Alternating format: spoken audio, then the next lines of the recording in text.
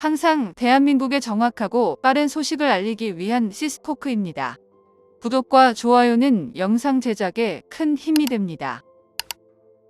우리나라를 위한 자주국방의 진정한 정답은 우리 스스로 행하는 자주국방이 유일하며 현무5와 개발 중인 현무6 탄도미사일 개발만이 주변 적국의 도발을 확실하게 밟아버릴 것입니다.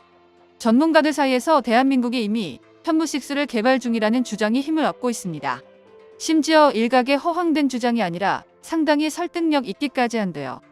우리나라는 현재 핵무기에 필요한 플루토늄은 물론이고 누리호의 발사까지 단번에 연속으로 성공하여 대한민국 역시 세계 최강 핵무기로 불리는 ICBM, 일명 현무6 대륙간 탄도미사일 보유가 가능해졌습니다. 그렇지만 러시아를 비롯해 중국까지도 우리나라의 미사일 전력에 대해 실체를 파악하지 못하고 있는데요. 대한민국의 미사일 기술력은 이미 완전히 새로운 체계를 독자적으로 개발할 정도로 완성되어 있습니다. 전 세계를 기준으로 삼아도 최첨단에 서 있는데요. 국방부나 방위사업청을 통해 종종 미사일 시험 영상이 공개되긴 하지만 대한민국은 유독 그 빈도가 적기에 미사일 전력에 대해 의구심을 가질 수도 있습니다. 상황이 이렇다 보니 대부분의 정보가 정부 고위층의 인터뷰나 관계자가 언급한 정보가 고작인데 일례로 대한민국이 전 세계 7번째로 성공한 SLBM의 경우 시험 자체는 언론에 알려졌지만 국방부 브리핑에서는 해당 내용을 언급조차 하지 않습니다. 또 고위력 현무탄도 미사일로 알려졌던 현무5는 비교적 최근까지 실체에 대해 현무4와 비교하며 말이 많았는데요. 심지어 지난 2023년 9월 국군의 날 시가행진에 현무4가 공개되었음에도 일각에서는 여전히 탄도 중량 구톤인 탄도미사일과 탄도 중량을 줄이고 사거리를 3000km 이상으로 늘린 탄도미사일인 현무4와 서로 다른 형태다라는 주장이 있었습니다. 이는 최근에 와서야 초정밀 탄도미사일 현무4와 고위력 탄도미사일 현무5를 시험 발사에 성공했다는 국방부 고위 관계자의 발언에 의해 둘이 서로 다른 미사일임이 확실히 밝혀졌는데요. 게다가 현무6 역시 개발이 진행 중인 게 포착되었습니다. 오스트리아의 한 연구기관이 국방과학연구소의 실험장 위성 사진을 분석해 길이만 20m가 넘는 초대형 이동식 발사 차량을 포착했는데요. 이 정도 규모면 21m의 텔에서 발사된 소련의 탄도미사일 토폴과 유사한 크기인데요. 토폴은 사거리만 무려 11,000km에 육박하는 소련의 대표적인 ICBM이었습니다. 군사 전문가 대다수가 대한민국이 이미 현무6를 개발 중일 것이라 추정하는 이유이기도 한데요.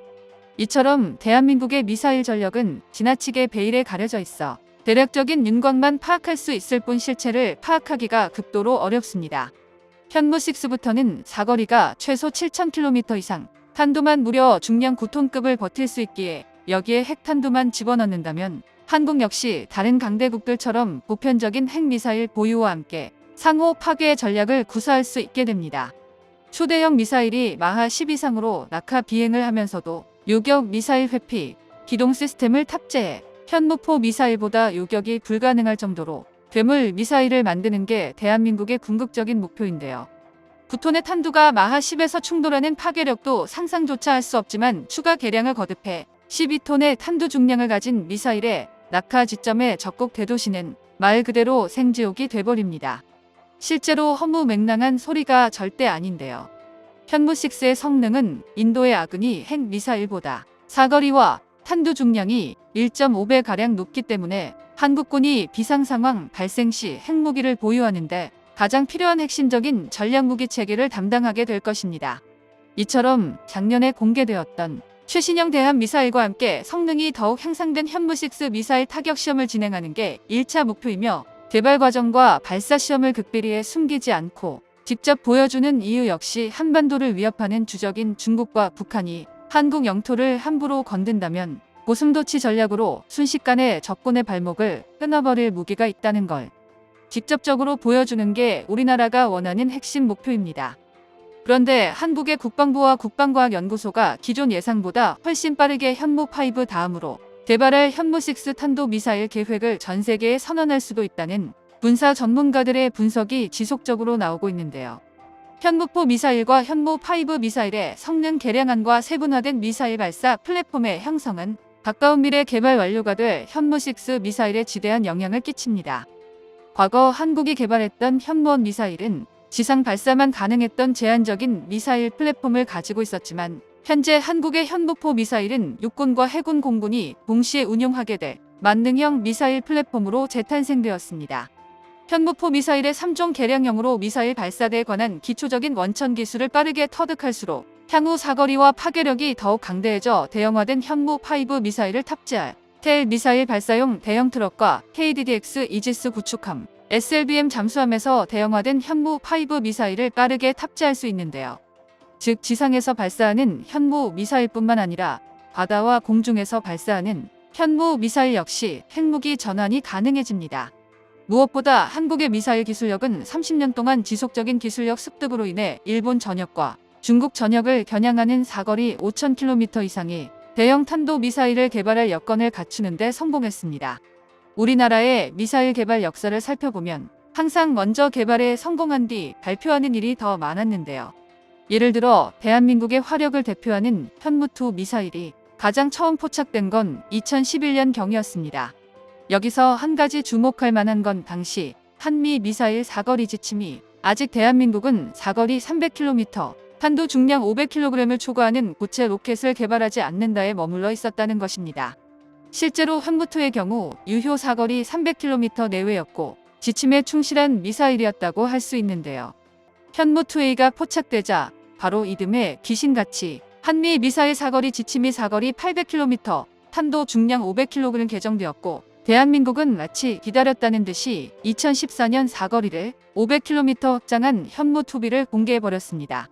그리고 지침에 의한 사거리 300km를 손해보는 대신 현무2A, 현무2B의 탄도 중량을 1톤으로 증량해버렸는데요.